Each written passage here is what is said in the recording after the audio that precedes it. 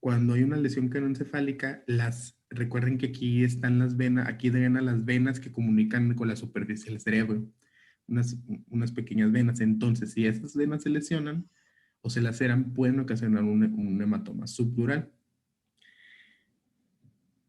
Hablando ahora de la pía madre, recordemos que aquí en el espacio subaracnoideo es donde se encuentra el líquido cefalorraquídeo. Y pues obviamente ya vimos que sirve para amortiguar y pues se puede decir, sí, amortiguar golpes al cerebro y a la médula espinal. La hemorragia en este espacio, que también puede suceder, va a hacer que la sangre llegue hasta ese líquido cefalorraquídeo, o sea, ese espacio, causa una hemorragia subaracnoidea y esto ocasione su elevación de la presión y falta de drenaje, como lo vamos a ver más adelante. ¿Alguna pregunta hasta aquí? No, todo bien. Ok, le puede dar por fin. No, muy bien. Ujú. Y ya nada más aquí en esta imagen recordando lo que les decía, que la fosa anterior alberga los lóbulos frontales, la media los lóbulos temporales y la posterior parte del tronco cerebral y el cerebelo anterior. Nada más. Okay. Muy bien. Y en la siguiente imagen vemos un ejemplo típico en el que es una herniación uncal. Aquí lo que sucedió es que hubo un golpe, vean ahí está la fractura, se forma este hematoma epidural y este tiene un efecto de masa. El efecto de masa hace que se desplacen las estructuras dentro del cráneo y esto ocasiona una herniación uncal. El uncus es parte del lóbulo temporal y esta es una lesión muy común ya que comprime el uncus al momento de desplazarse el tronco cerebral superior y esto involucra que haya manifestaciones en el paciente, como lo es una dilatación pupilar debido a la oclusión del tercer par craneal. También hay un defecto en el tracto córtico espinal y recordemos que como este es cruzado, vamos a suponer si se afectó, hay una dilatación pupilar derecha, pues la hemiparesia que va a sufrir el paciente es contralateral, ¿sí? Por ese cruce del tracto córtico espinal. Y pues esas son características típicas de un paciente con una herniación uncal. Y pues nada más es un ejemplo, y más adelante vamos a ver algunos Bueno, otros. a ver, déjame nomás comentar una cosa. Vean ustedes el hematoma, ese que está aquí en color de rojo, que está muy bonito este esquema. Vean cómo tiene forma de lente biconvexa. Entonces quiero que todos les quede bien claro que esta forma biconvexa representa lo que ya Jason nos dijo, que es este hematoma epidural. Los epidurales tienen esa forma biconvexa. Ahorita cuando nos platique más Jason, van a ver cuál es la diferencia con un hematoma subdural. Ese es epidural. Si es epidural, quiere decir que está entre el cráneo y la dura madre. Y ahora vean también, donde está señalada la flecha verde, es el uncus del lado izquierdo que está presionando al mesencéfalo hacia la derecha. Sin embargo, esta compresión, esta compresión puede dar síntomas, signos paradójicos o cruzados. Es decir,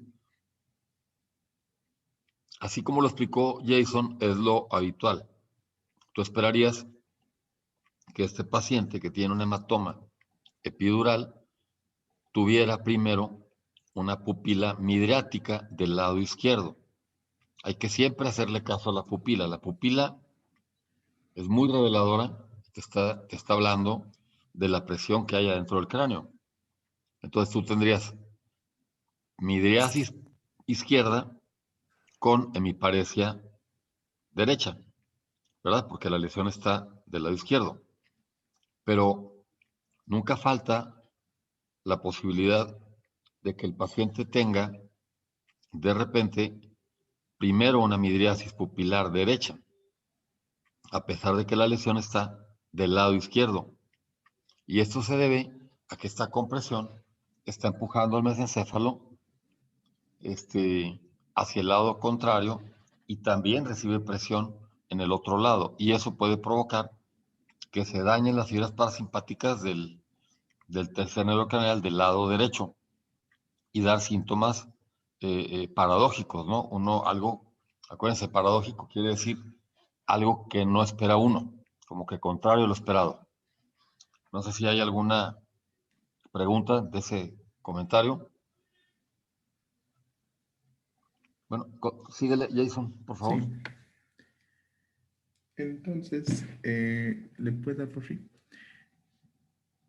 Ok, y la siguiente imagen nada más de la estrella para que vean el drenaje y que de lo que ya platicamos ahorita y recordarles que si hay sangre en ese espacio subaracnoideo, el líquido cefalorraquídeo no se reabsorbe de una manera correcta y la presión intracraneal se eleva. Y el edema y las lesiones con efecto de masa, como lo veíamos ahorita en la imagen, por ejemplo, un hematoma, puede causar la borradura o el desplazamiento de los ventrículos, que normalmente son simétricos, y esto lo veríamos, por ejemplo, en un ataque al momento del diagnóstico. ¿Te puedes dar, por favor? Hablando de conceptos fisiológicos, recordemos que la PIC o la presión intracraneal es de 10 a 20 milímetros de mercurio. Y en esta, nosotros sabemos qué es la diferencia. Creo que le puedes dar. No, ya vi. Sí, entonces yo le decía, es de 10 a 20 milímetros de mercurio. Y aquí, ¿qué nos va a importar? Hay un término o hay un concepto que se llama doctrina de Monroe-Kelly, que es la imagen que está del lado derecho, en la que les voy a explicar lo siguiente. Bueno, nada más otra vez tomando. ¿Qué pasa aquí? Entonces, recordemos que el cerebro o la bóveda craneal es una zona hermética en la que las presiones están estables. Entonces, vean la primera imagen o el primer esquema muestra el cerebro, que corresponde a la mayor parte del líquido cefalorraquídeo y lo que es el volumen venoso y arterial. Entonces, ese es un estado normal con una PIC normal. Entonces, si yo tuve un golpe o una contusión, sucede un hematoma, sea cual sea, vamos a poner A ver, un... espérame, Jason. A ver, entonces el de arriba nos está diciendo que el contenido intracraneal o endocraneal tiene 80% de tejido cerebral, 10% de líquido cefalorraquídeo y 10% de volumen intravascular, ¿ok? Ya sea venoso o arterial. Entonces, cualquier modificación de la que nos va a hablar Jason va a ser a expensas de esos tres espacios, o del 80 del cerebro, o del 10 del líquido cefalorraquídeo, o del otro 10% del volumen intravascular. Ahora, antes de que avance Jason, quiero yo decirles esto. Aquí la presión intracraneal la están mostrando. En esto pongan mucha atención porque les pueden preguntar esto en el examen y quiero que estén muy abusados. La presión intracraneal está aquí, Jason presentándola, él la tomó del libro como de 10 a 20 milímetros de mercurio, o sea, vienen milímetros de mercurio. Pero yo les pregunto, ¿alguno de ustedes ha visto cómo se toma la presión intracraneal o la presión del líquido cefalorraquídeo? ¿Alguien ya lo vio? Bueno, al menos yo no. Bueno, acuérdense que también de ver se aprende. ¿Alguien lo ha visto? Cuando No. alguien toma la presión, que hace una punción lumbar y hace eso se le llama raquimanometría, No, doctor. No. ¿no? No. Bueno, ok, se lo voy a platicar. Metes la aguja, te sitúas ahí en el espacio subaracnoideo, donde ya nos dijo Jason que está el líquido cefalorraquídeo, y empieza a escurrir por ahí el líquido cefalorraquídeo, clarito, limpio, todo, muy padre. Pero luego conectas el raquimanómetro, y el raquimanómetro no es más que un tubito largo que mide como 30 centímetros, y vienen dos tubos para que se embone uno con otro, y entonces ya tienes un tubo largote de 60 centímetros más o menos, o de 50. Y ese tubo está conectado a una llave de 3 vías de plástico. Es una llave que cuando la conectas, tú la puedes mover para que deje de salir el líquido, para que el líquido salga y escurra hacia acá. Y yo a pesar de que está conectado el raquimanómetro, yo seguir recolectando el líquido por el tercer tubito de la llave de 3 vías, o bien cerrarlo para que el líquido suba y haga una columna en el raquimanómetro. Ok. Y luego ya llegas arriba y llega, y ya llegó a 10, a 12, a 15 y está en 17. Ahí llegó. Más o menos lo normal sería abajo de 20. Arriba de 20 ya hay hipertensión endocraneal. Pero vean ustedes cómo fue medido. Fue medido con un aparatito que es exageradamente simple. Es un tubo por donde el líquido sube en contra de la gravedad. Piénsenlo. El líquido sube en contra de la gravedad. ¿Dónde están los milímetros de mercurio? ¿Me explico? Porque esos tubitos están graduados por centímetros. Entonces tú dirías, tiene 17 centímetros de agua, no de presión en milímetros de mercurio. Entonces yo se los digo porque así viene en el libro, como está escrito, como lo dice Jason, pero yo se los quiero recordar por si se los preguntan en un examen. Si en el examen te ponen ahí 10 a 20 centímetros de agua, no creas tú que es una pregunta capciosa, porque luego puedes olvidarla, hacerla para un lado, como eliminándola porque crees tú que te quieren engañar. No, es otra forma de expresarlo, en centímetros de agua. O bien te pueden decir de 100 a 170 milímetros de agua. Es lo mismo. Es de 100 a 200 milímetros de agua o de 10 a 20 centímetros de agua. Entonces, cualquiera de las dos que les expresen, ustedes considérenlas como una respuesta correcta, ¿de acuerdo? Ahora sí, explícanos entonces la ley esta de la doctrina de Monroe Kelly, por favor. Sí. Entonces, esta nos explica que es un mecanismo, todo esto es un mecanismo de autorregulación en la que de la manera lo posible se debe de mantener el tejido cerebral sin subir su presión o de la bóveda craneal. Entonces, si nosotros tenemos, por ejemplo, un hematoma epidural que va a empezar a aumentar de tamaño, ¿qué hace este mecanismo de regulación? Bueno, saca de esa bóveda craneal el líquido cefalorraquídeo y el volumen venoso. ¿Para qué? Para contrarrestar esa subida del volumen y por lo tanto de la presión. Y de esta manera mantiene estable, a expensas del líquido cefalorraquídeo y del volumen venoso, la presión dentro de la bóveda craneal. Entonces vamos a suponer, esa masa va aumentando de tamaño, aumenta de tamaño, y va a llegar a un punto en el que ya no hay retorno, o sea, en el que ya no puede autorregular y va a haber una subida de la presión intracraneal. Entonces, a expensas de ese volumen venoso que ya no puede salir más, igual el líquido cefalorraquídeo ya no puede salir más, sube esa presión a causa del aumento del volumen de la masa y ya no hay autorregulación. Mira, le puedes dar la siguiente imagen.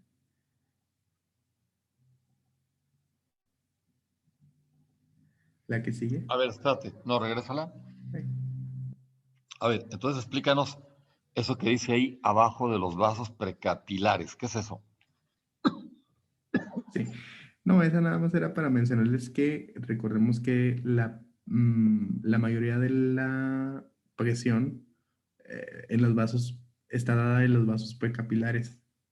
O sea, es la que autorregula el volumen que se va pasando, la presión más bien de sangre que va pasando al cerebro.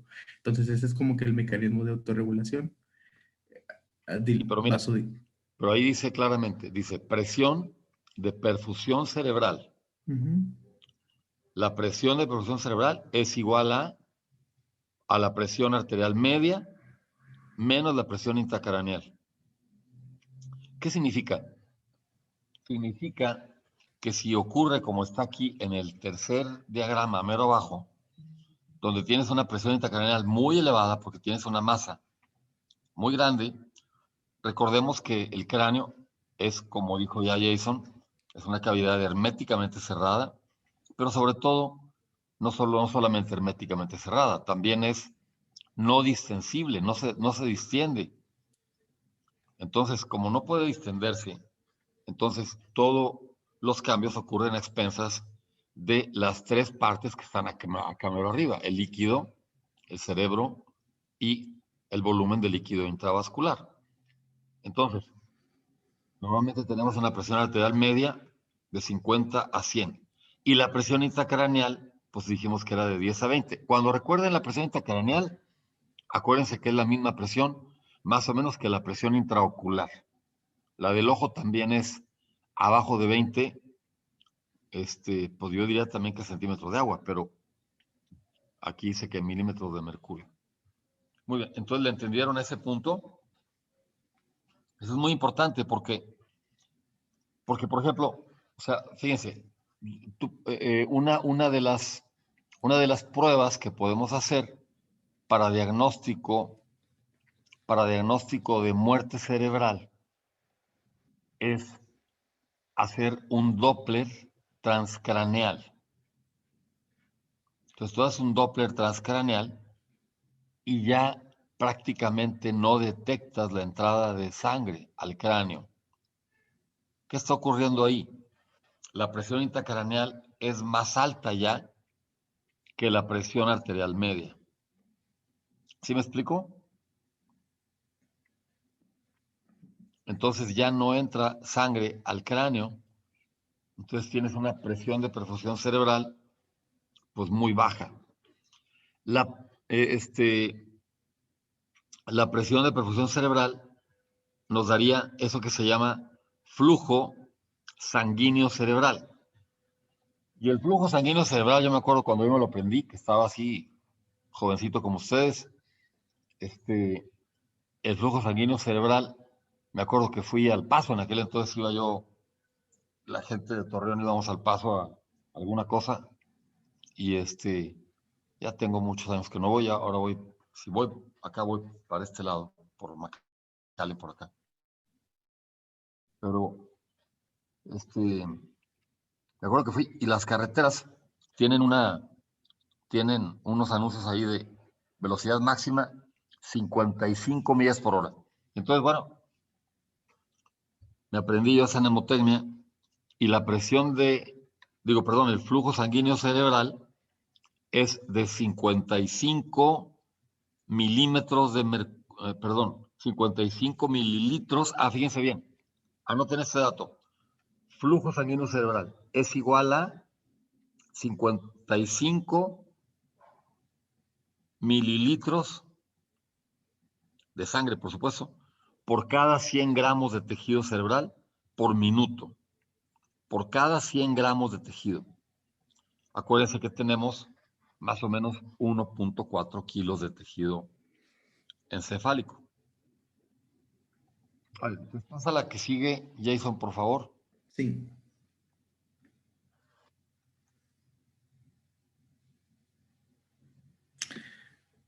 En esta entonces les platicaba que cuando ya ese mecanismo de autorregulación es al máximo, ya no puede funcionar más, entonces hay un punto en el que hay descompensación y esa herniación puede suceder. ¿Por qué? Porque la presión ya es superada.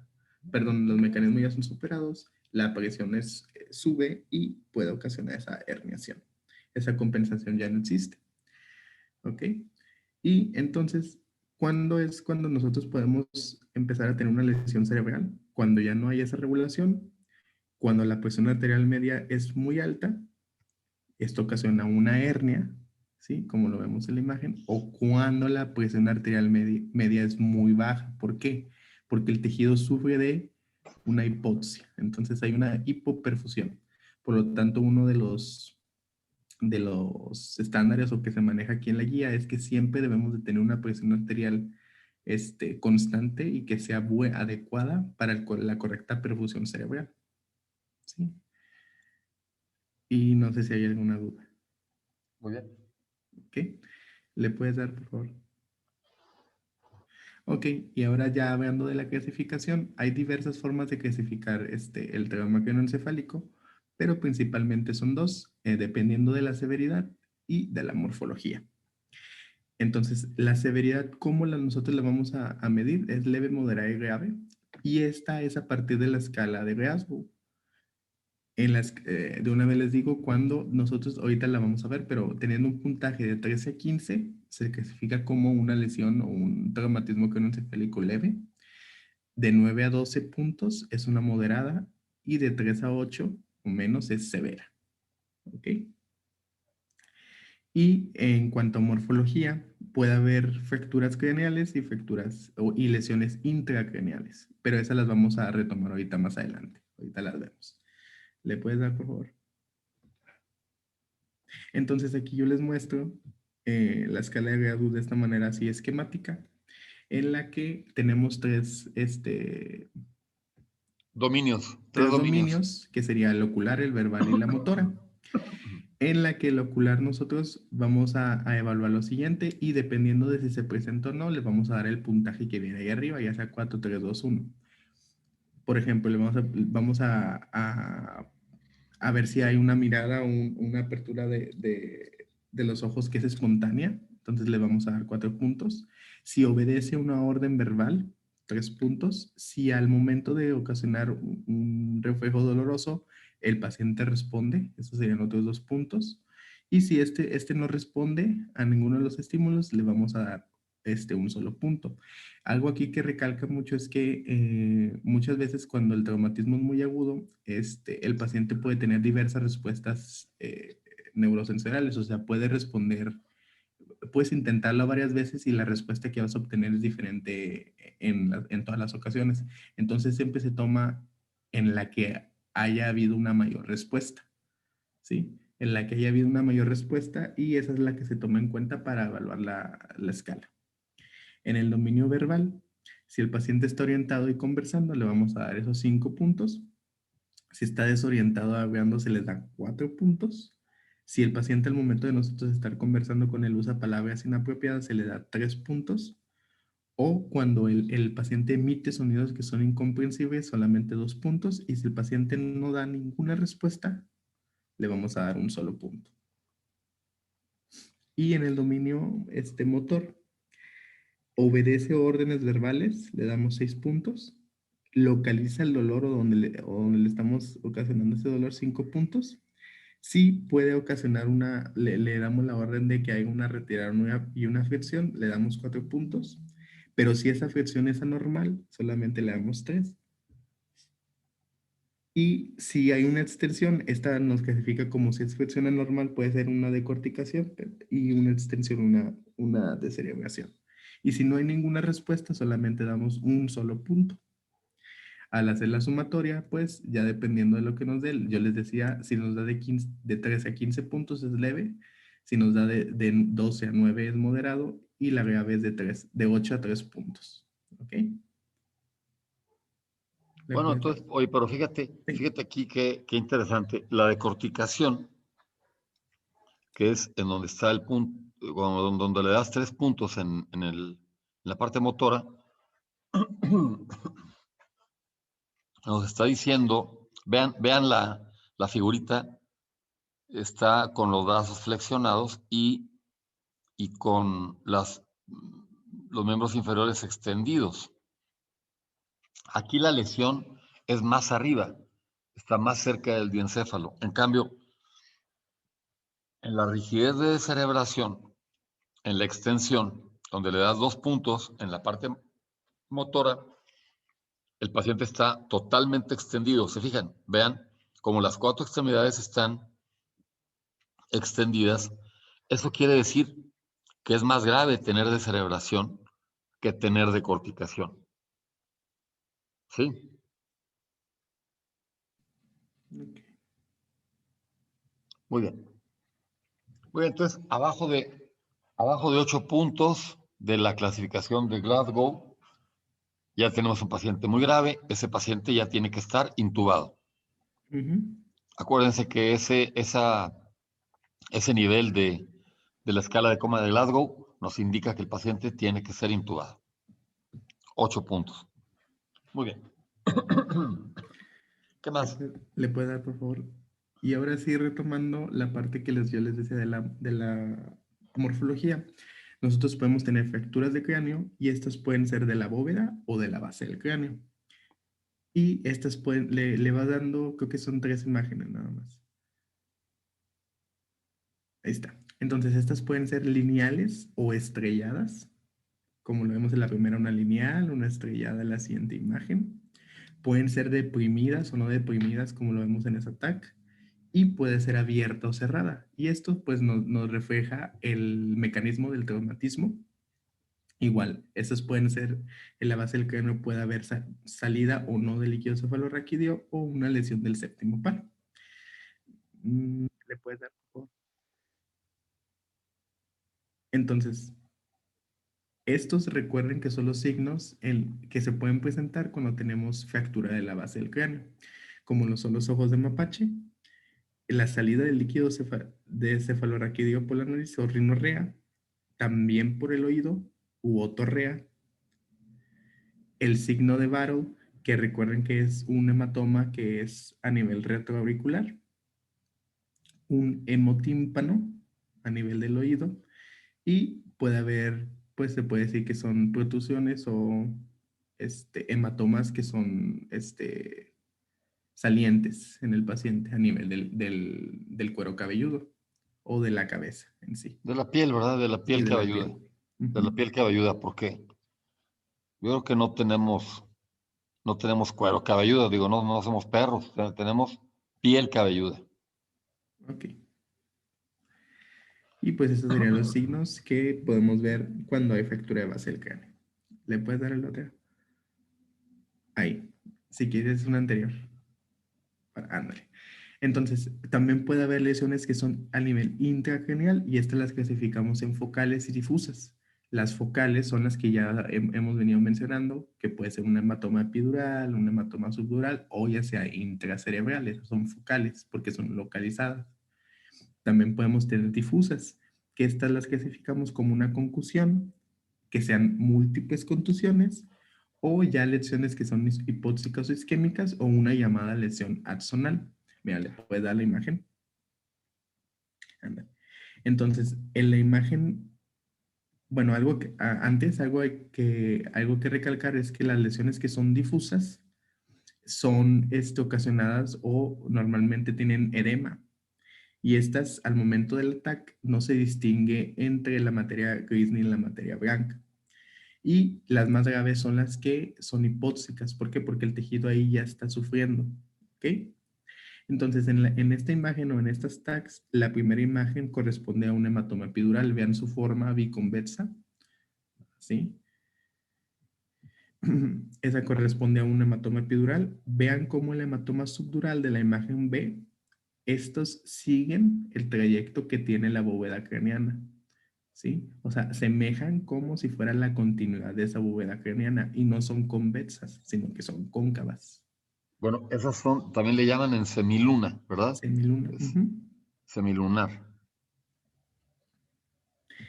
Y vean la imagen C, estas ya son contusiones, estas ya son intracerebrales, ¿ok? Y estas corresponden ya a lesiones que son hemorrágicas. Y vean cómo tiene ese halo alrededor, que serían la parte edematosa de esa lesión. Y en la imagen D, nosotros tenemos, igualmente es una hemorragia intraparenquimatosa, pero esta es derecha. Y vean cómo desvía la línea media hacia la izquierda. ¿Ok? También vean que hay Nomás una... déjame comentar que la de la imagen C es una contusión, es lo que se le llama contusión.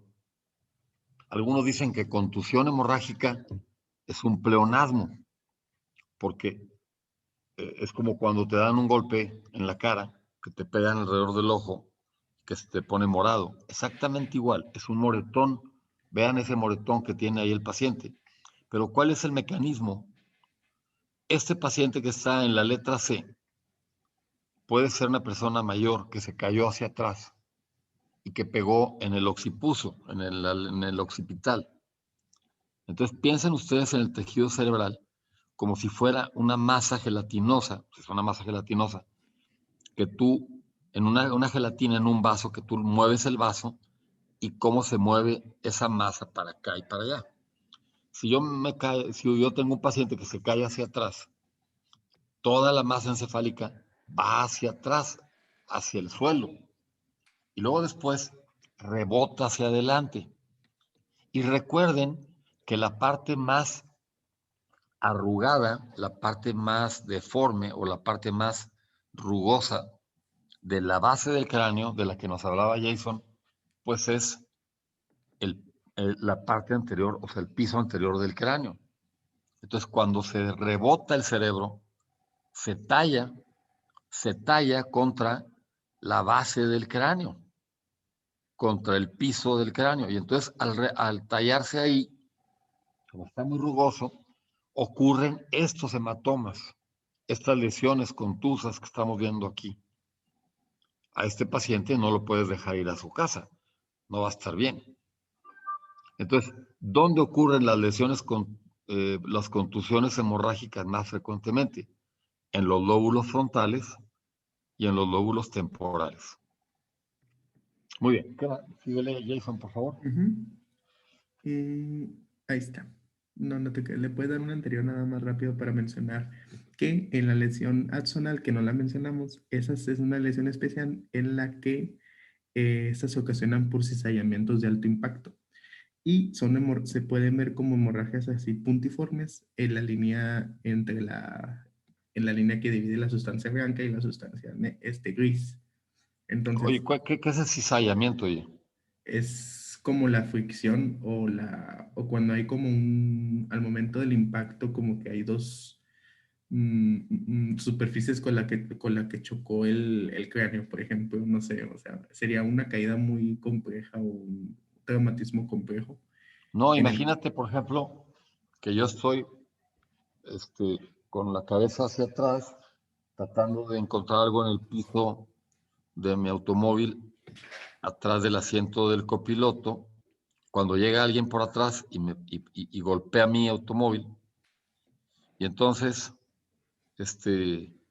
primero me golpeó de lado, y luego voy hacia el frente y me pego de frente. Entonces, imagínate, hay como un mecanismo de torsión de todas las fibras, se tuercen y luego se comprimen y luego se expanden. Es decir, el cizallamiento es como fuerzas que tienen múltiples vectores.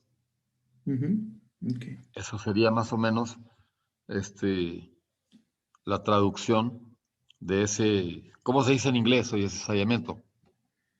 Ay, no es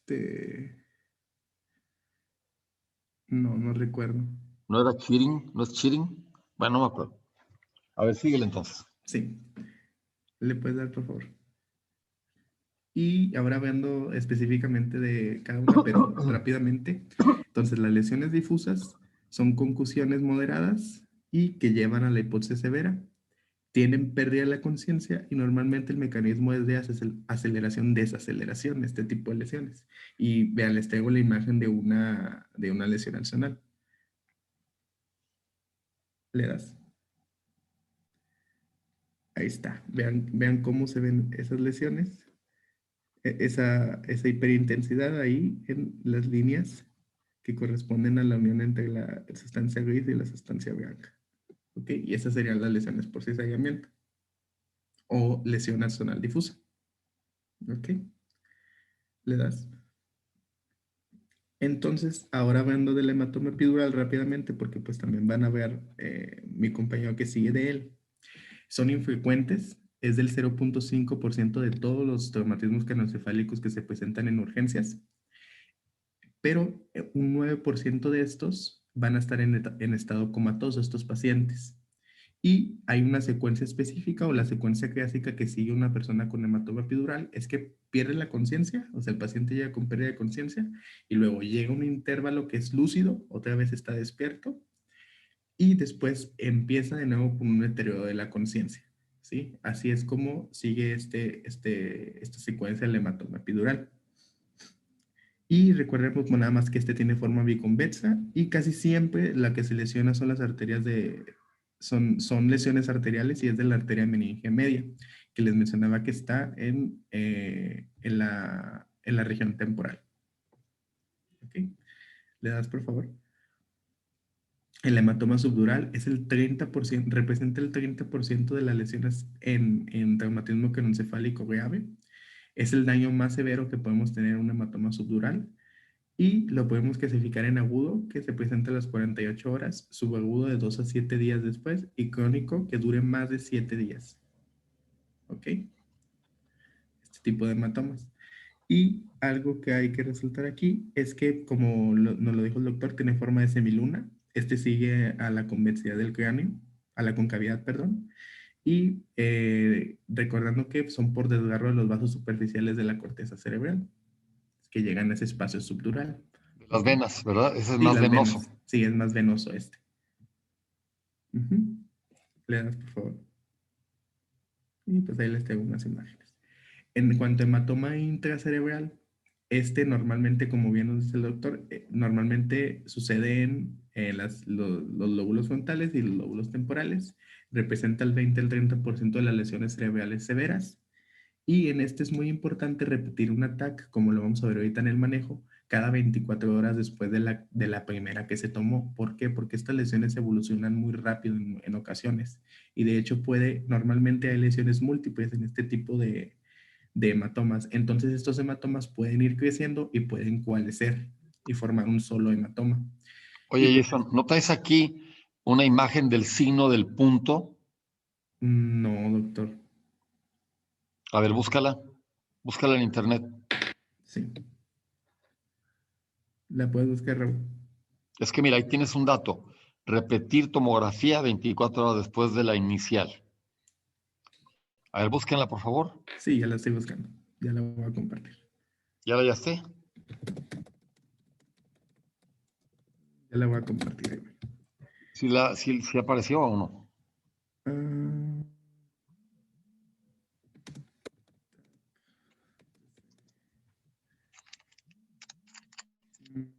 aparece, doctor. Signo del punto, le puse signo del punto TAC. Ándale.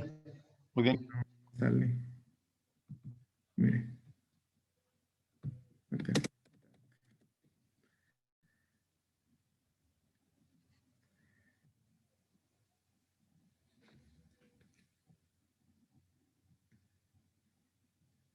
No, no es ninguno. A ver, este que está acá a la derecha, más abajo, a la derecha, Es ahí. que Ese, escógelo. este, Ese, a ver, vamos a verlo. No, no, no, no, no, no. No, devuélvete. Quita ese.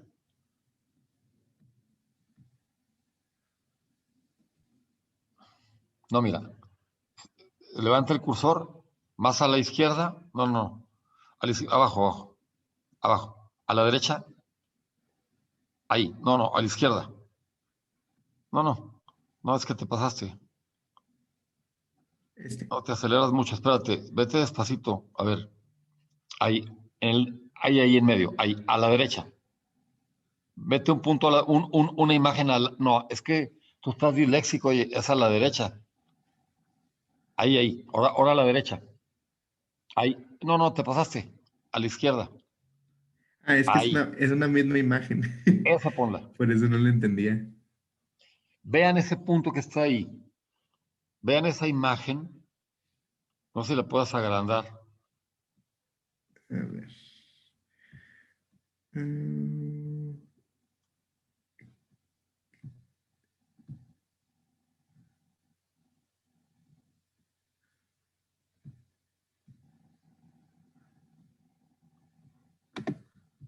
no, no me deja.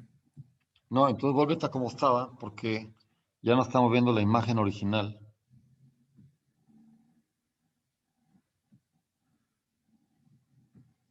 No, pues ya te saliste, ya no estás en la misma. Sí, ya la voy a poner. Es que se movió todo. Aquí está. Caray. Esa es. A ver, ahí, así déjala. No, ya no le muevas, ya no le muevas, ya no le muevas.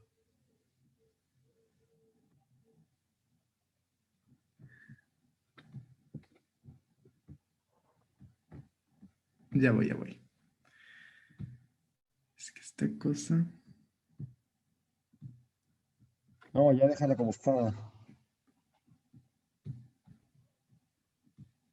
Ya, por el amor de Dios, te lo suplico. Déjala ahí.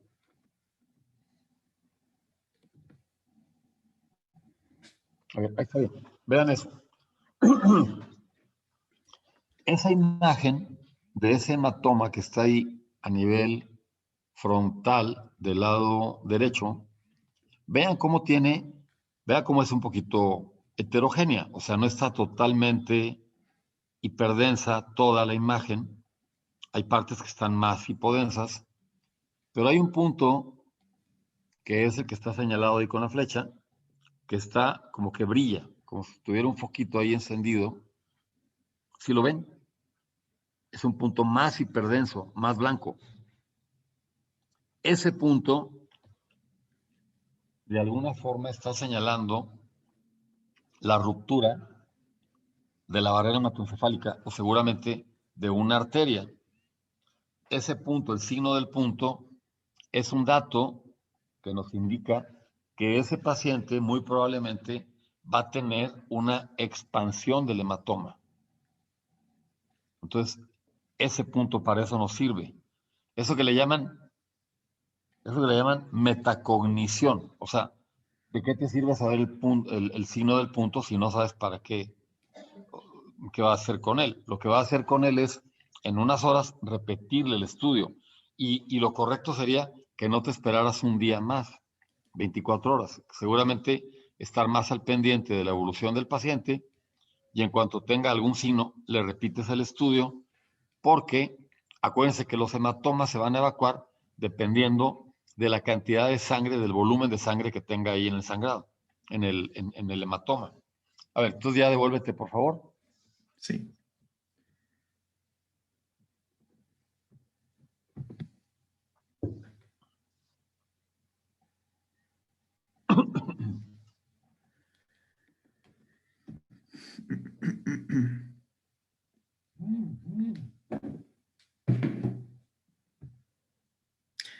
Y sí, les decía que pueden coalescer y pueden tener un efecto de masa mucho mayor, entonces por eso es importante siempre repetir el TAC 24 horas después, aparte para ver la evolución de esa lesión. ¿Le puedes dar, por favor? Entonces, vamos a empezar con los manejos. ¿Cómo nosotros manejamos un traumatismo craneoencefálico leve? Bueno, estos suelen recuperarse, solamente el 3% son los que deterioran, pero hay que tenerlos muy bien identificados.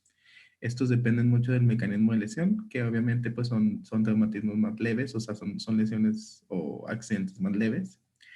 La obtención, siempre se nos menciona en la guía de la TLS que la obtención, sea cual sea el caso, sea uno leve, moderado o grave, que la obtención del ataque no debe retrasar el traslado del paciente. ¿Por qué? Porque en muchas de las ocasiones ocurre un accidente y el paciente llega a un hospital en donde no hay TAC. Entonces, no hay que retrasar su traslado, ni hay que esperarnos a nada para hacer un ataque, sino que inmediatamente, si no hay o si no se puede obtener en el momento, hay que empezar con un tratamiento con ese paciente. No hay que retrasar nada por un ataque. Y si hay datos, como lo vamos a ver ahorita, pues hay que hospitalizar a ese paciente.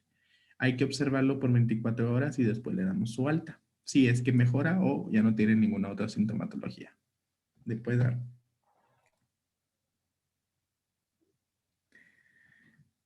En este tipo de lesiones, el paciente puede estar hablando, puede estar respondiéndote y en ocasiones puede tener cierta pérdida de la conciencia y después de volver a estar lúcido.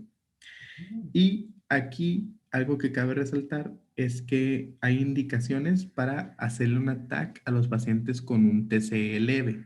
No a todos los pacientes con TCE leve se les hace TAC, pero hay unas indicaciones y esta escalita que está aquí se le conoce como The Canadian City Head Rule para pacientes con lesión cerebral leve. ¿Sí? Esta escala canadiense nos ayuda a determinar a qué pacientes con un TCE leve se les debe hacer un ATAC y gracias a esta escala es que se detectan esos 3% de los pacientes que se deterioran. Entonces, ¿en quiénes se va a necesitar un ATAC con sospecha de TCE leve? Los divide en alto riesgo para la intervención en un paciente y en riesgo moderado. ¿Okay? Los de riesgo leve es que tenga una escala de riesgo que sea menor a los 15 puntos a las 2 horas de la lesión. O sea, se vuelve a hacer ese riesgo y si tiene menos de 15 puntos ahora, pues es sospechoso a que la lesión pueda estar evolucionando y hay que hacerle un ataque. Aquí hay una sospecha de fractura abierta o de deprimida de cráneo. A esos pacientes se les hace un ataque.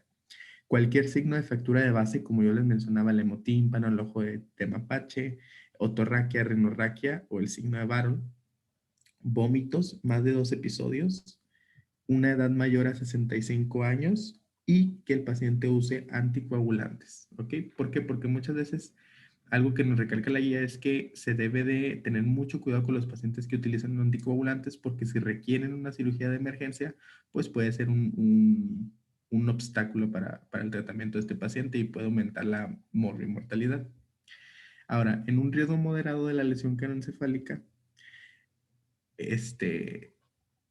la pérdida de la conciencia más de 5 minutos nos puede estar indicando que el paciente se va a complicar, que la amnesia antes que hay una amnesia retrógrada antes del trauma, más de 30 minutos, un mecanismo peligroso, por ejemplo, que haya sido golpeado, un peatón golpeado por un vehículo, ocupante expulsado del vehículo o caída a una altura mayor a 90 centímetros o 5 escalanos, o sea, que a lo mejor la lesión fue muy aparatosa, pero el paciente no presenta ninguna manifestación o es un TC clasificado como un TC leve, hay que tenerlo en vigilancia por ese mecanismo que puede ser muy peligroso, ¿ok?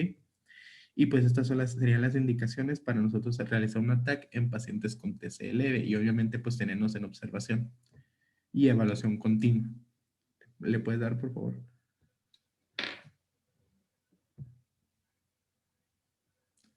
Ahora, este esquemita sí se lo saqué la TLS de ahorita es la 10ª edición, que es del 2018, pero la verdad los esquemas se veían muy feos. Entonces, estos son de la edición anterior, o sea, de la 9ª, pero ya los comparé y prácticamente nada más cambian unas 2 cositas. Ahorita se las menciono cuáles son, porque sí, la verdad se veían muy feos los otros esquemas y mejor les puse estos. No se veían borrosos, no se veían bien.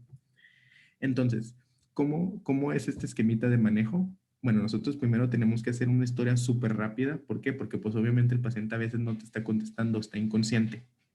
Sí, debemos de rescatar los datos de nombre, edad, sexo, raza, ocupación. ¿Cómo es que si el paciente va acompañado o el mismo paciente que nos diga cómo se cayó, el mecanismo de la lesión, el tiempo de la lesión, o sea, cuánto tiempo lleva así, pérdida inmediata postraumática de la conciencia, los niveles subsecuentes de alerta, o sea, evaluar la progresión que yo les mencionaba, si el paciente tuvo una amnesia ya sea retrógrada o anterógrada y si el paciente sufrió de una cefalea ya sea leve, moderada o severa. Entonces, una vez que nosotros tengamos ya rescatada esa historia clínica que sea rápida, también en la nueva edición se incluye si el paciente vomitó o ha estado vomitando. Entonces, después de esto, nos vamos con un examen general para excluir lesiones sistémicas. Aquí es importante recalcar que los pacientes que tienen un TCE, bueno, en este caso es leve, ¿verdad? Pero si fuera de algún grado mayor o una lesión más aparatosa, puede haber hemorragias en otras partes. O sea, el paciente puede estar desangrándose de otro sitio anatómico. Esto es importante porque los pacientes con hipotensión tienden a tener una mayor morbimortalidad. Entonces hay que atender también esas lesiones. Después de esto hay que hacer un examen neurológico que sea limitado, como lo vamos a ver ahorita. Pero este incluye, como ya vimos, la escala de Gradle. hay que obtener, si la lesión lo amerita, radiografía de la columna cervical u otras, dependiendo del tipo de lesión que el paciente tenga. Algo muy importante también es medir los niveles de alcoholemia en sangre, o más bien simplemente alcoholemia, es un pleonasmo, perdón, y examen de orina para detectar drogas. ¿Por qué? Porque nos puede estar, al momento del paciente de estar intoxicado, nos puede dar signos y síntomas que a lo mejor no corresponden a un traumatismo craneoencefálico y nos van a obstruir en el diagnóstico correcto o la clasificación del TCE. ¿Sí? ¿Por qué? Porque esos signos pueden estar representados por la intoxicación y no ser del TCE o viceversa. Y nos nublan el diagnóstico de ese paciente. Entonces hay que tenerlos en cuenta. Y el ataque de cráneo, como yo les decía, está indicado solamente en ciertos pacientes y los vamos a sacar con la escala que ya les mencionaba, la de Canadá. ¿Ok? ¿Le puedes dar, por favor? Después de esto, se toman dos decisiones a las 24 horas, que sería seguir observándolo y admitiéndolo en el hospital o darlo de alta. ¿Cuándo nosotros los vamos a tener en observación y admisión en el hospital? En la nueva guía ya se quitó que no hay tomógrafo disponible, o sea, eso ya se quitó de ese rubro. ¿Por qué? Porque siempre debemos de atender al paciente, haya o no el ataque. Que el ataque sea anormal, esto nos va a ocasionar que el paciente sea admitido o todavía esté en observación en el hospital. Heridas penetrantes de cráneo, ¿sí? Antecedentes de pérdida de la conciencia, deterioro del nivel de conciencia, hay una cefalea moderada o severa, que el paciente tenga intoxicación significativa por alcohol o drogas. Esto por lo mismo que les menciono, que hay que dejar que la intoxicación pase para evaluar ahora si viene el paciente y ver si cae todavía en la clasificación de un TCE leve o ya no tiene ninguna sintomatología. Que haya fracturas de cráneo, que haya fuga de líquido cefalorraquídeo, ya sea rinorrea u otorrea, que haya lesiones importantes en otra parte del cuerpo o que no tiene alguien que lo acompañe en su casa, debido a que estos pacientes pueden empeorar cuando ya se les da un alta, y que la escala de riesgo sea anormal, que sea de menos de 15 puntos, ¿sí? Y que haya defectos neurológicos, y en la nueva guía ya no menciona que sean defectos neurológicos focales solamente, menciona que deben de ser persistentes, ¿ok? Cuando nosotros damos de alta a ese paciente ya del hospital, cuando el paciente ya no presenta ningún criterio de admisión, que eran los que veíamos al inicio, y explica la necesidad de regresar, sí, pues se le explica al paciente cuándo es necesario que el paciente vuelva a ingresar al hospital o que vea algún signo de alarma, y se le da una hoja de advertencia y se le programa una consulta posterior.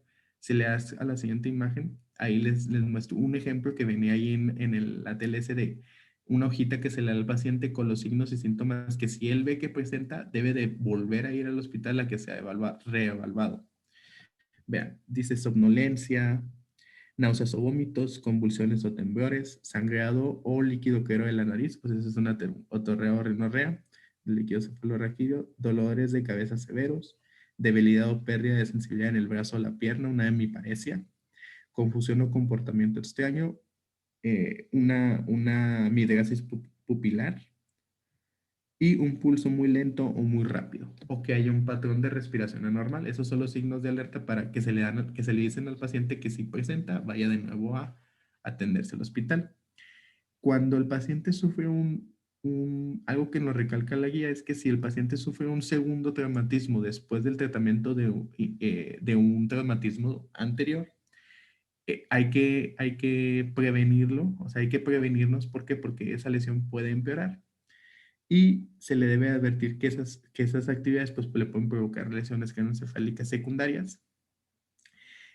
También se le advierte que no debe hacer un ejercicio vigoroso ni deportes de contacto u otras actividades que ocasionen nuevos traumatismos.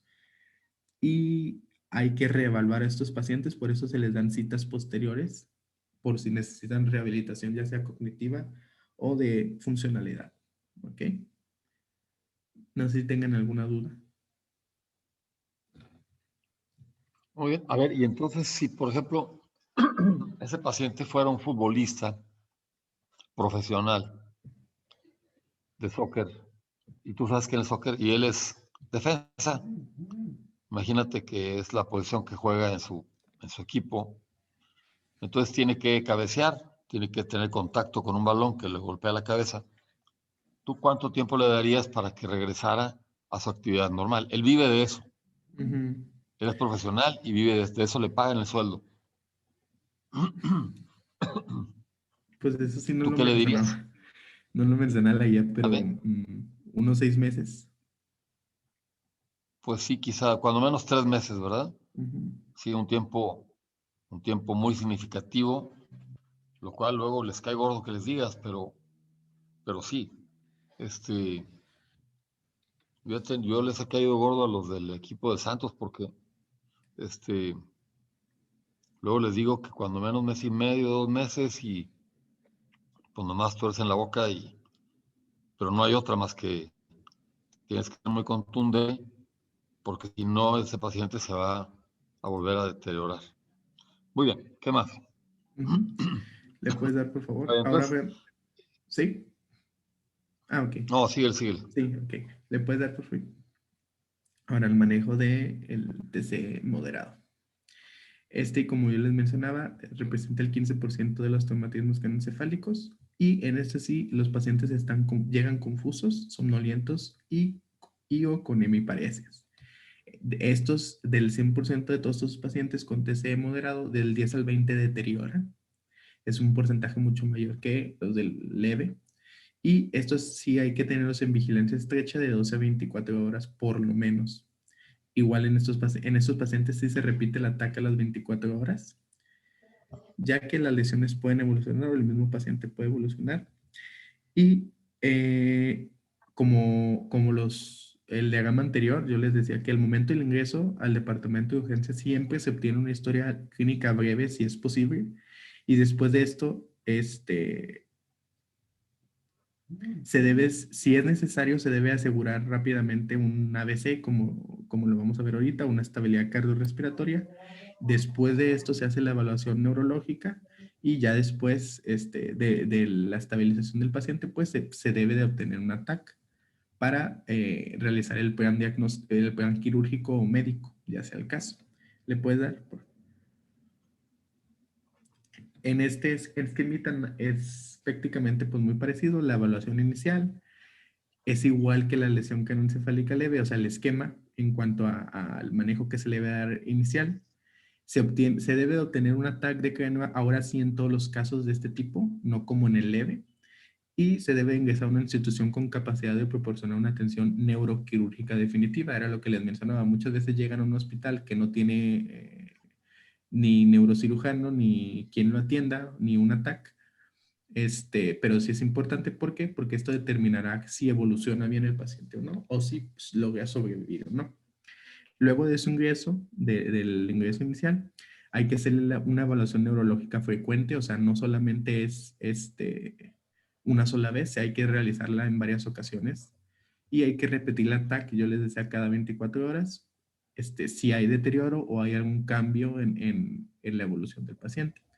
En el 90% de los casos, bueno, del 80 al 90% de los casos el paciente mejora, se le da de alta si este es apropiado y se le da seguimiento por consulta externa. Si el paciente deteriora, que representa del 10 al 20% de los casos, es cuando el paciente deja de responder órdenes o se le repite el ataque y se ve alguna normalidad y se debe iniciar un manejo según el protocolo ahora de lesión cerebral grave, como lo vamos a ver más adelante, un TCRA. ¿Ok? Le das. Ahora, hablando del manejo del TCE severo, representa aproximadamente el 10% de los casos y estos sí, al momento de su ingreso, son incapaces de seguir órdenes simples. De hecho, son los que tienen mayor mortalidad, obviamente.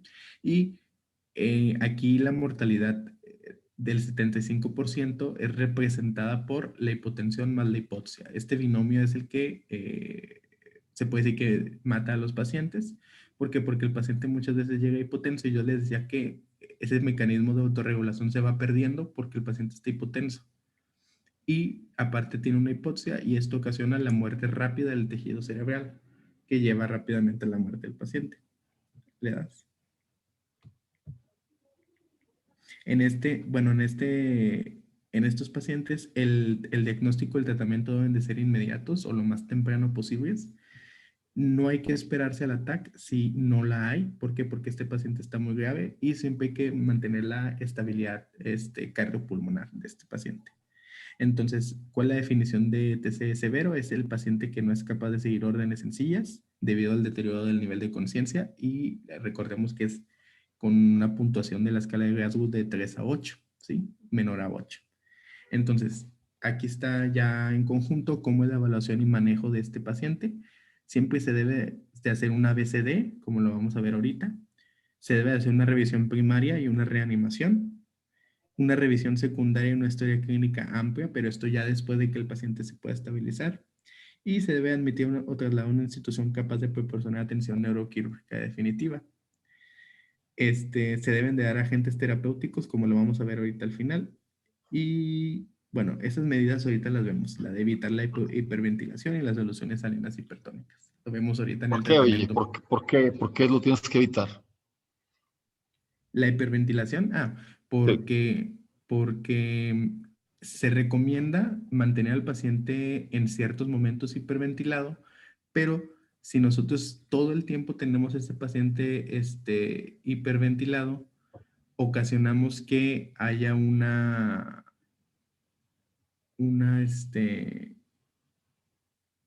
¿cómo se llama? Se me fue la palabra.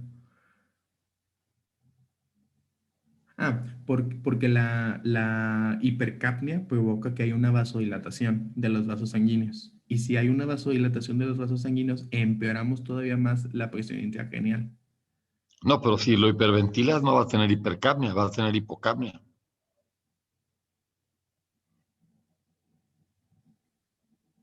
¿Sí me explicó? Si está hiperventilado no va a tener hipercapnia, Sí, va a tener hipocapnia. sí, sí, es cierto. Entonces eso era porque evitar la hiperventilación. A ver, ¿alguien sabe? ¿Alguien tiene alguna idea? No estoy seguro, pero no es porque, bueno, el CO2 estimula el centro respiratorio, entonces si lo estamos eliminando por administrarle demasiado oxígeno, pues deprimiríamos el centro respiratorio, no sé, era... No, pero lo tienes intubado. Lo tienes intubado y lo tienes, ¿cómo se llama? Controlado por un aparato. Pues es que O sea, si tú al que nosotros, tienes que controlar ahí no es el centro respiratorio, sino el aparatito, el ventilador. Tú lo programas y le dices ahí qué frecuencia quieres que tenga de respiración. Y luego lo sedas pues y lo relajas. es Entonces que es no algo pasa nada para, si el centro respiratorio está deprimido. ¿Mande? que yo decía que es algo como paradójico, porque sí menciona que los pacientes deben de estar en normocapnia, pero en ciertas ocasiones es necesario mantener una hipercapnia para lo que lo que le decía mm, bueno, es que la disminución de la PCO2, o de la presión de CO2 al momento de hiperventilar va a ocasionar que haya una vasoconstricción del cerebro o perdón, de Y las... bueno, por eso es que tú lo pones en hiperventilación, para que Ujú. tenga hipocapnia y se cierren los vasos. Y entonces estás aprovechando ese 10% del volumen intravascular y estás Ujú. cerrando el vaso. No, pero mira, la razón es muy simple. La hiperventilación se abogó por ella hace mucho tiempo, en los 80s, en los 90s del siglo pasado, pero luego se dieron cuenta que la hiperventilación es útil, aunque tú la mantengas 7 días, 8 días, es útil. Decían que nada más un día o dos. Después dijeron que no, que era útil únicamente en menos de un día. Y algunos dicen que durante 8 o 10 horas. Entonces, es un as bajo la manga que tú tienes. Tú tienes un as bajo la manga, tienes que guardarlo ahí. Y tienes que esperarte a utilizarlo cuando más lo necesite el paciente. O sea, imagínate, tú lo tienes en normocapnia, lo tienes con una frecuencia respiratoria de, digamos, 14, 16, y de repente te avisa la enfermera que tiene midriasis unilateral. Ahí le pides que le suban la frecuencia respiratoria a 25, mientras tú te trasladas para allá y programas la cirugía que le tienen que hacer a tu paciente. Y vas a tener 6, 8 horas de efecto de esa hipercapnia. ¿Sí me explicó? Lo mismo ocurre con las soluciones salinas hipertónicas. O sea, van a servir por un tiempo. Es lo mismo que utilizar agentes hiperosmolares. Si le vas a dar, por ejemplo, manitol o glicerina o alguna cosa que aumente la osmolaridad intravascular. Muy bien. A ver, entonces pásate a la que sigue. Entonces, ¿cuáles van a ser las prioridades de la evaluación inicial y el traje de los pacientes con TCR-AV? Bueno, el primero siempre va a ser el ABCD, o sea, la estabilización de ese paciente. Después un examen neurológico breve antes de que el paciente sea intubado.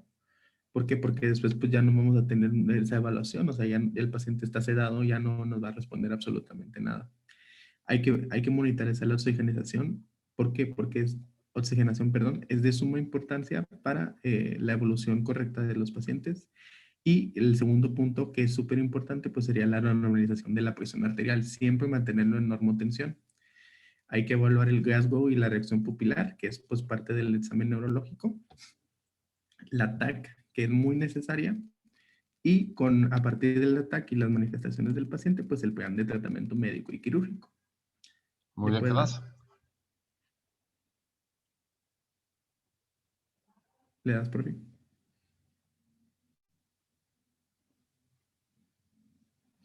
Entonces el ABCD rápidamente es pues vía aérea y ventilación, que será la A y la B. El paro cardiorrespiratorio y la hipoxia en este tipo de pacientes son transitorias, o sea, suceden en ciertas ocasiones y varias veces. Y lo más importante en este tipo de paciente es que hay que intubarlo endotraquealmente de una manera temprana. Hay que obtener una gasometría y mantener siempre los niveles de presión tanto de oxígeno y de CO2 en el 98% y los 35 milímetros de mercurio. Siempre hay que mantenerlos en esas cifras y pues esto se logra gracias a la programación del ventilador. En cuanto a circulación, yo les decía que la hipotensión en la mayoría de las ocasiones, o más bien no es causada por el traumatismo craneoencefálico. Hay que buscar otras causas. El paciente a lo mejor está sangrando en otro sitio y hay que solucionar esa hipotensión. ¿Cómo lo vamos a hacer? Hay que restablecer esa normovolemia con líquidos isotónicos o derivados, ya sea el caso. Y siempre hay que mantener una presión arterial sistémica mayor a 100 milímetros de mercurio en pacientes que tengan edades de 50 a 69 años o mayor a 110 en pacientes que sean de 15 a 49 años o que sean mayores a 70 años en estos grupos de edad. ¿Ok? Y en el examen neurológico, pues lo principal es evaluar siempre la escala de Glasgow, el reflejo pupilar y si hay algún déficit neurológico focal. Y también hay que indagar lo que yo les mencionaba de las intoxicaciones para que no nos oscurezcan el diagnóstico del paciente. ¿Ok? ¿Le puedes dar?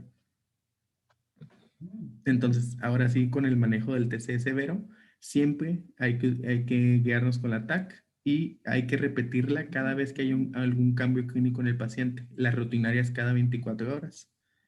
¿Le puedes dar? Entonces, ahora sí,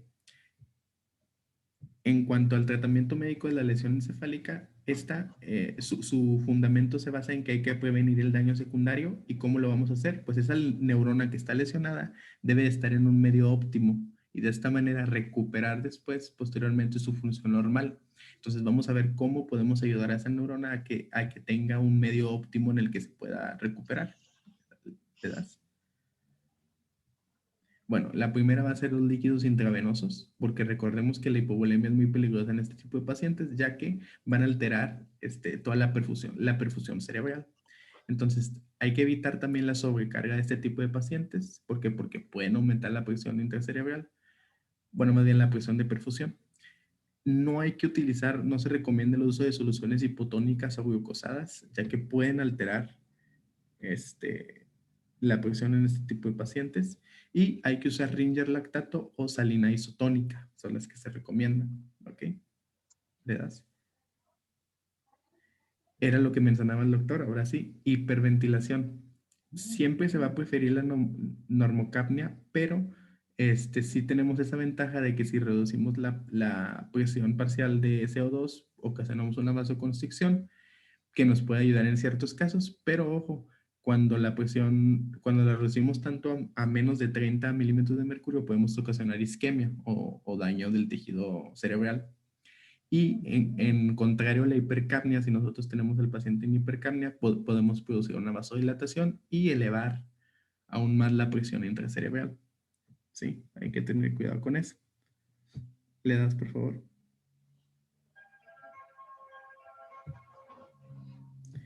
Entonces, también se puede dar manitol. Sí, Permíteme. sí.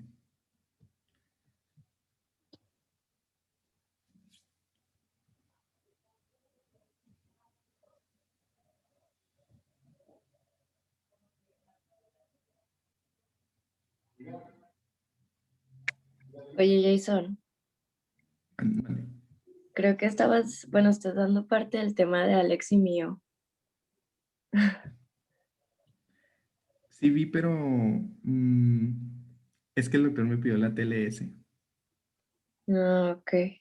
A ver, ya. Bueno, no, y ahorita le pregunto al doc. Sí. Perdón, ¿qué pasó? No, nada, doctor. Ok. Bueno, se prepara una solución de 20 gramos en 100 mililitros que representa una solución al 20% con manitol. Y no se debe dar en pacientes que sean hipotensos, ya que van a ocasionar una diuresis mayor. Esta está indicada en deterioro neurológico agudo y se puede dar un bolo, que es de 1 gramo por cada kilogramo del paciente en 5 minutos. Y esto nos va a ayudar a que, pues, después de esto, llevemos al paciente a realizarse el ataque o al quirófano. Y rápidamente le puedes dar, por favor, las soluciones hipertónicas pueden ser del 3 al 23%. Estas nos sirven para reducir la PIC. Es selección en hipotensos, ya que no tienen un efecto diurético, pero sí nos van a reducir la PIC y no hay diferencia con el manitol. ¿Le puedes dar? Los barbitúricos también sirven para las PICs que son refractarias, o sea, la presión intracraneal que no baja. No se debe dar en hipotensos ni en hipovolemia, solamente en casos específicos. Y le puedes dar. Los anticonvulsivantes también son necesarios porque en muchas de las ocasiones hay una epilepsia que es postraumática. Normalmente en los traumatismos que son craneoencefálicos cerrados suceden el 5%, en los severos en el 15% de los casos. Y suceden por 3 factores: por convulsiones durante la primera semana, o sea que el paciente haya tenido convulsiones durante la primera semana, tal vez presente después una epilepsia, hematomas intracraneales o una fractura deprimida. Estos son los factores que nos pueden llevar a epilepsias postraumáticas. Le puedes dar. Y el uso de anticonvulsivantes, en la fase aguda se usa fenitoína, fosfenitoína, y la fenitoína se utilizaría en una carga de 1 gramo intravenoso, que sea la máxima dosis puede ser menos de 50 miligramos por minuto, y el mantenimiento que sea de 100 miligramos cada 8 horas. Le das, por favor. Estos se acompañan del uso de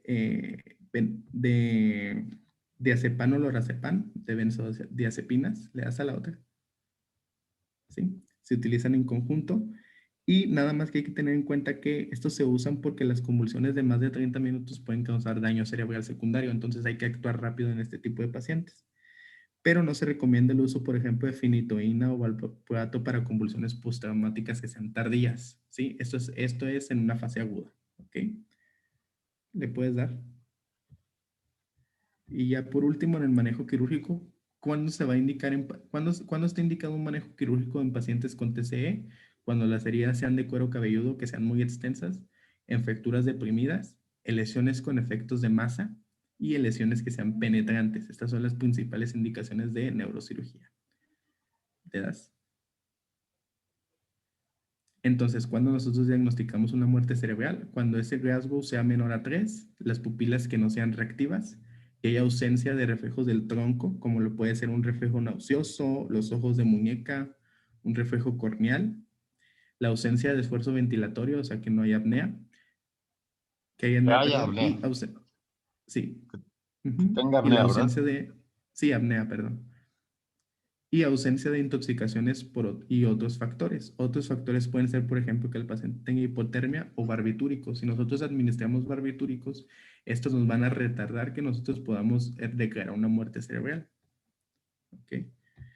Y por último, ya nada más en lo mismo, los estudios que tenemos pues es una angiografía cerebral, un estudio de flujo sanguíneo cerebral como es el Doppler, y que el electroencefalograma muestre sin actividad, que no muestre actividad alguna.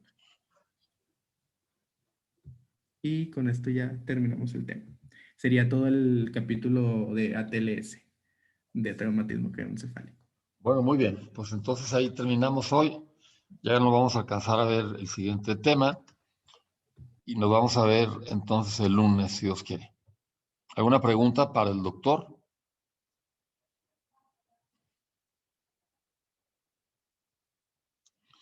Bueno, muy bien, pues que tenga buen día, que la pasen Doctor, bien. Dígame. ahorita le puedo mandar mensaje privado. Es que tengo una duda respecto a mi tema. Ah, con mucho gusto, claro. Por ahí tiene Fernando. ¿Quieres anotar mi teléfono? Anótalo. Sí, por favor. 87. Que quiera anotarlo, con mucho gusto, cualquier cosa, estoy a la orden. 8711 Ujú. 37 8300. Ese es mi celular. Puedes mandar el mensaje y no sé a qué hora te voy a contestar, pero tú mándamelo. Tú Ok, mándamelo. doctor. Ok, Muchas ándale. gracias. Órale. Que estén bien, que tengan buen día. Igualmente, doctor. Gracias, Buen doctor. fin Iván. de semana, que la pasen bien, que descansen. Igualmente, Gracias. doctor. Gracias, Gracias. doctor, Gracias. igualmente. Gracias. Hasta el lunes. Hasta el lunes, si Dios quiere. Bye.